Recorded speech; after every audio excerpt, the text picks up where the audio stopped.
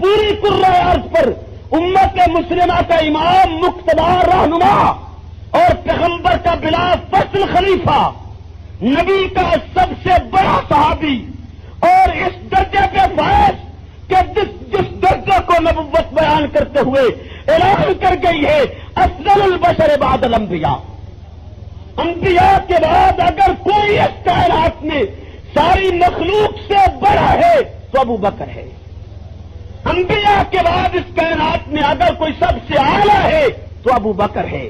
انبیاء کے بعد اگر اس کائنات میں سب سے کوئی اونچا ہے تو ابو بکر ہے۔ جہاں پیغمبر نے یہ فرمایا وہاں صحابہ نے ابو بکر کے ہاتھ پر بلا اختلاف بیٹھ کر کے اس کے پیچھے نماز پڑھ کے اس بات پہ مہر لگا دی کہ امام الکونین کے بعد اور دیگر انبیاء کے بعد اس قرآن پر، اس زمین پر اور اس آسمان کے نیچے اگر کوئی مقدس ہے، منزہ ہے، مطہر ہے، اعلیٰ ہے، افضل ہے، اچھا ہے، اطیب ہے، اچھا ہے، عالم ہے تو وہ ابو بکر ہے۔